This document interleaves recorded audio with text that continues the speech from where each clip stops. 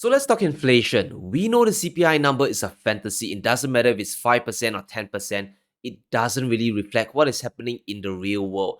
And to be honest, it feels more like double or even triple the official number, especially when it comes to things that matter, things like food, shelter, and gas. But if that's not bad enough, we are about to enter the Twilight Zone. Remember when the White House tried to redefine inflation?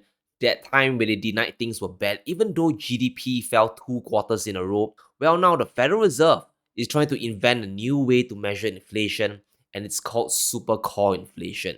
Now, Supercore inflation is the craziest thing I've heard in my life. If the Federal Reserve is going to use that to direct monetary policy, we are in deep trouble. So here's what Supercore inflation is. It is inflation that takes away food and energy prices in addition to shelter. Yes, I have to repeat this again. The Federal Reserve is measuring inflation as if people don't need food, gas, or shelter to survive.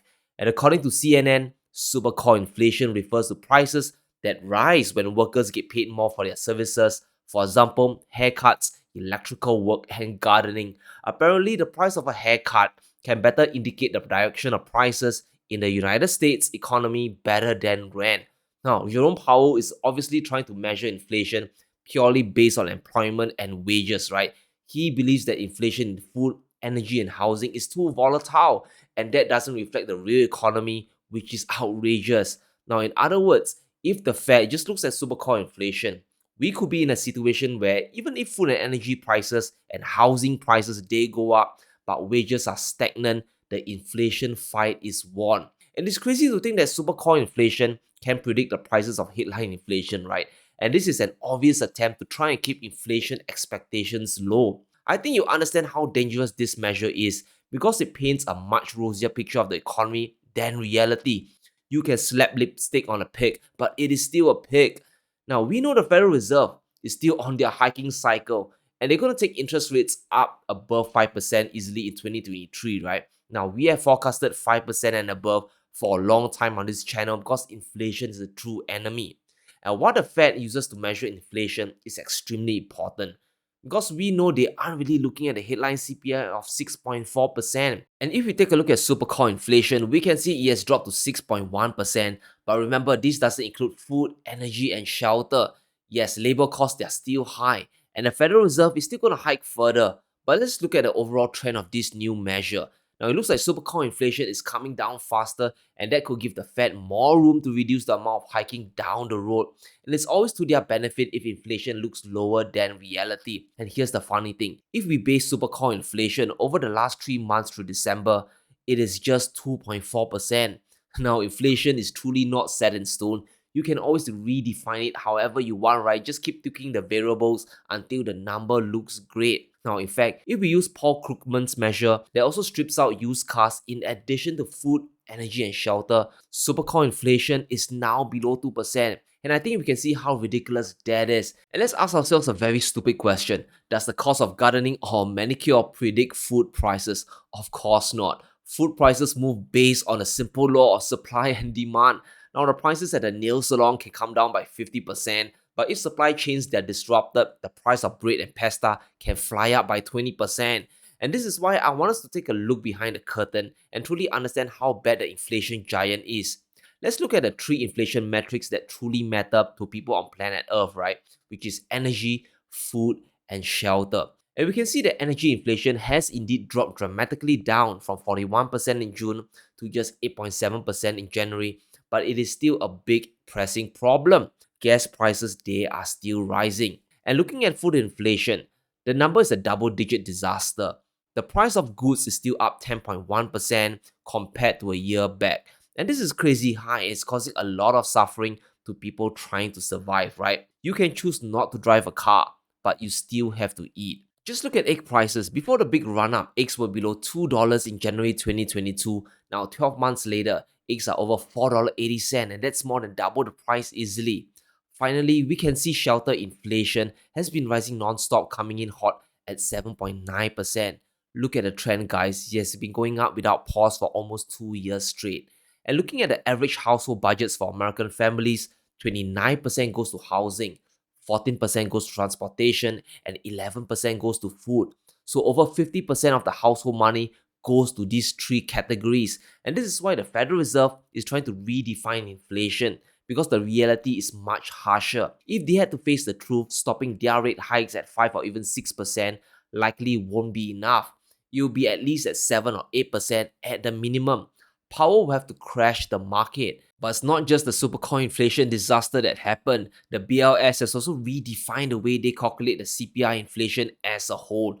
So not only is the Federal Reserve cherry picking the metrics to measure, right, but the BLS has also changed the way how they calculate CPI, which is just as bad. And if you didn't know by now, the BLS, or the Bureau of Labor Statistics, regularly tweaks the CPI in order to make it more dynamic, right? But they have made three significant changes that we need to cover. Now, the first is reducing the weightage for food and energy prices. And this means if food and energy prices go up, they will register less on the CPI. Now, the second is how shelter will have a heavier influence, going up 1.4% in weightage. So the first two changes might rebalance each other, but I still believe that food and energy prices should be increased in the headline CPI and not decreased. But what do I know, right? I'm not an economist with an Ivy League degree. But it's the third change that is pretty serious, guys. The BLS is now basing the CPI on 12 months worth of data instead of the previous 24 months. And this is going to change the game. Now, the issue with changing the time frame is that they're going to squeeze the numbers so that it fits the narrative. And which narrative is that? The narrative that the Federal Reserve is winning the inflation fight. And if we refer back to the CPI chart, we can see that back 24 months ago in January 2021, inflation was only 1.4%. So the CPI today prints a higher number because we are comparing it to the data 2 years back when inflation was still quite low. But all this is going to change when the BLS bases the CPI on just 12 months worth of data, because inflation was already soaring in 2022, hitting a high of 9.1% in June, guys.